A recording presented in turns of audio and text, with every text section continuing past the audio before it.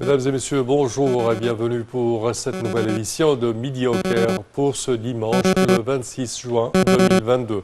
On commence tout de suite avec cette information. Le président Abdel Fattah el-Sisi se rendra demain, lundi, au Sultanat d'Oman pour une visite officielle de 2 jours, selon l'agence de presse omanaise. Au menu des discussions figure le renforcement de la coopération bilatérale et les différents domaines et l'examen de plusieurs dossiers régionaux et internationaux d'intérêt commun. Et le président Abdel Fattah el-Sisi a reçu au palais de l'Ittihadiyya l'émir du Qatar, Sheikh Tamim Ben Hamad Al Thani. Une cérémonie d'accueil officielle a été réservée à l'émir du Qatar qui a passé en revue avec le président el-Sisi la garde d'honneur avant d'accéder au palais présidentiel pour entamer leurs discussions. Les discussions entre les deux leaders ont porté sur l'ensemble des relations bilatérales et des moyens de les renforcer à tous les niveaux. Et pour plus de détails, mesdames et messieurs, voici un compte rendu. Le président Abdel Fattah el-Sisi a reçu au palais présidentiel de l'Ittihadiyya l'émir du Qatar, Tamim Ben Hamad Al Thani. Le porte-parole officiel de la présidence de la République, Bassem Brourdi, a déclaré que des entretiens individuels suivis de discussions approfondies auxquelles ont participé les délégations des deux pays ont été tenus.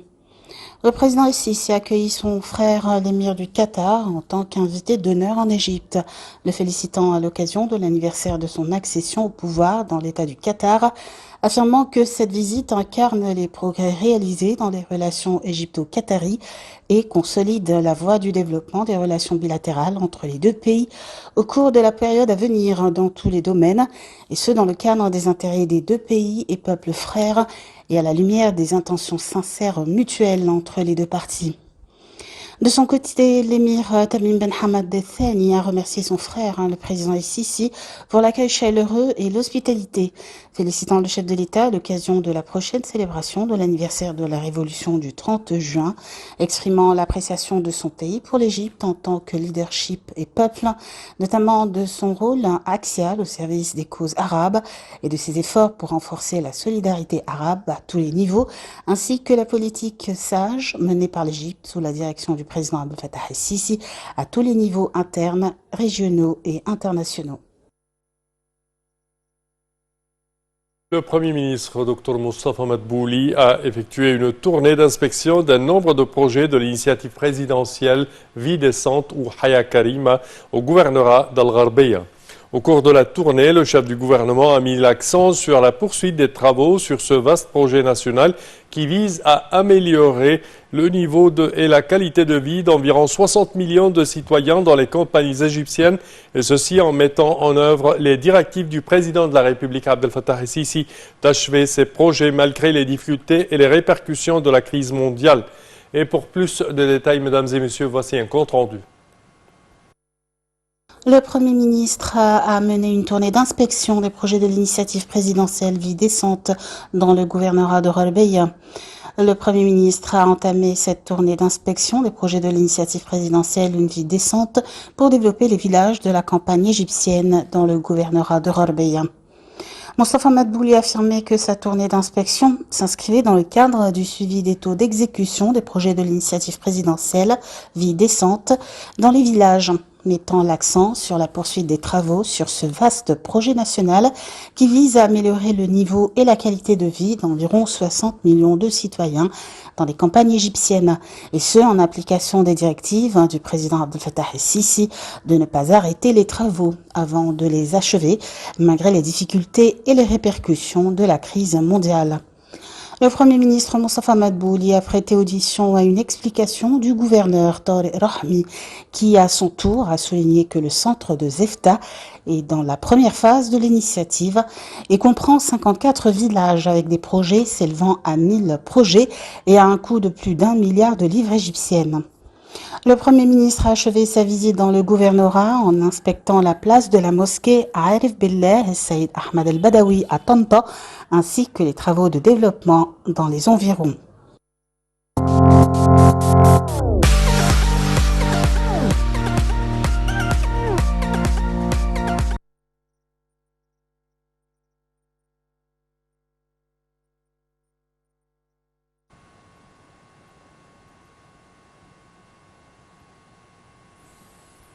Et de retour, chers téléspectateurs, à notre sujet précédent, le président Abdel Fattah el-Sisi a reçu au palais présidentiel de l'Ittihadiyya l'émir du Qatar, Sheikh Tamim bin Hamad Al Thani. Une cérémonie d'accueil officielle a été réservée à l'émir du Qatar.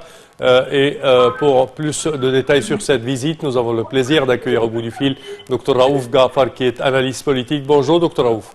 Bonjour, Sam.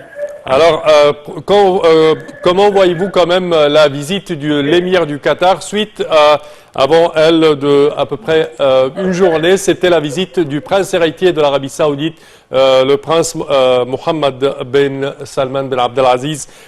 Ces visites s'accumulent et en même temps créent plus d'alliances et plus d'accords stratégiques pour l'Égypte avec les défis actuels de part et d'autre. Absolument. C'est-à-dire, il faut s'unir, il faut coordonner tout le temps avec nos confrères arabes. Il faut absolument que nous ayons un point de vue commun pour présenter un front solide devant tous les défis qui se présentent. Et nous savons qu'il y a un sommet anticipé avec l'Amérique très prochainement et que le président américain va s'entretenir avec un nombre de chefs d'État et d'émirs et de rois arabes. Et l'Égypte certainement sera là avec le Qatar, l'Arabie Saoudite et autres pays.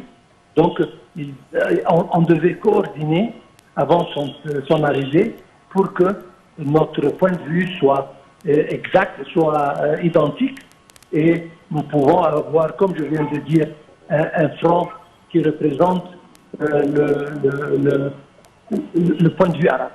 Et sur le plan qatarien en particulier, il y avait des petits problèmes qui ont eu lieu dernièrement, dans les années précédentes, mais ça arrive entre les frères, il n'y a pas de problème. Mais cette visite qui est non anticipée vient dans un bon moment pour marquer qu'on a complètement oublié nos différences et que les relations entre le Qatar et l'Égypte sont des relations excellentes entre des frères. Et ils ont discuté certainement, premièrement, les sujets d'intérêt commun avec l'augmentation d'investissements de Qatar en Égypte, etc. En plus, comme je viens de dire, ils ont discuté les problèmes régionaux, les crises régionaux, internationales, les défis qui se présentent, justement pour coordonner avant l'arrivée du président américain. Mais c'est une visite très importante et le Qatar, c'est un pays qui joue un rôle régional important. C'est un exportateur de gaz important. Donc il y a beaucoup de sujets à discuter et je pense qu'on va faire ça durant la visite d'aujourd'hui. Parfait. Dr Raouf Ghaffar, nous tenons à vous remercier de vos explications. Merci à vous. Je répète que vous êtes analyste politique et expert en économie également. Nous enchaînons, chers téléspectateurs, avec cette information. Le ministère égyptien des Affaires étrangères célèbre la première journée internationale de la femme dans le domaine diplomatique prévue qui a été le 24 juin en signe de reconnaissance et d'appréciation de sa contribution efficace dans le domaine de la diplomatie. Le ministère égyptien des Affaires étrangères a félicité les diplomates égyptiennes pour leur rôle efficace dans la politique étrangère égyptienne et la protection des Égyptiens à l'étranger.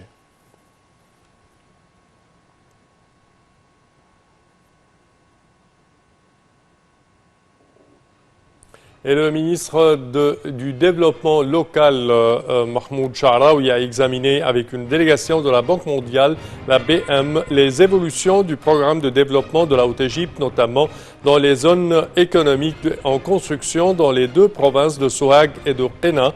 Le ministre a noté que ces nouvelles zones économiques offriraient de nombreuses opportunités d'emploi aux habitants des deux gouvernorats. Le ministre a également passé en revue les efforts déployés pour améliorer les services fournis aux citoyens à la lumière de l'initiative Vie décente qui vise à améliorer les conditions de vie des citoyens, notamment dans les régions les plus défavorisées.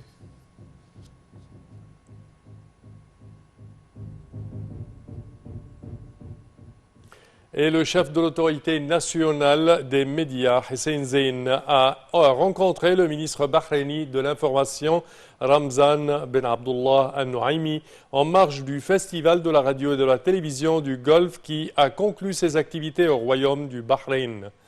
Les deux parties ont discuté des moyens de renforcer la coopération conjointe dans divers domaines médiatiques tels que le domaine de l'information, la production des programmes conjoints, la formation et l'échange d'expertise médiatique.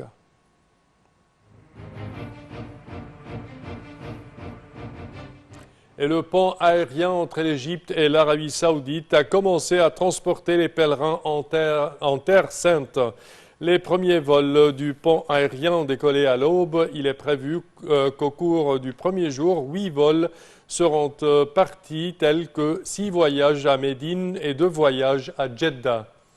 Il s'agira d'un total de 1900 pèlerins des ministères de la Solidarité, de la Santé, du gouvernorat de Dakhleya plutôt, et de Gharbeya, ainsi que du ministère de l'Intérieur.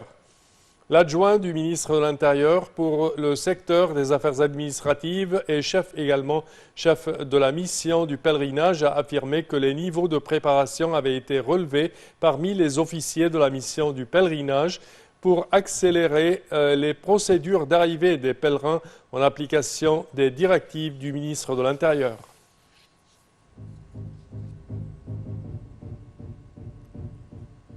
Et ceci conclut, chers téléspectateurs, notre édition d'aujourd'hui de Midi au Caire. Je tiens à vous remercier de votre attention et je vous donne demain rendez-vous à la même heure. Au revoir.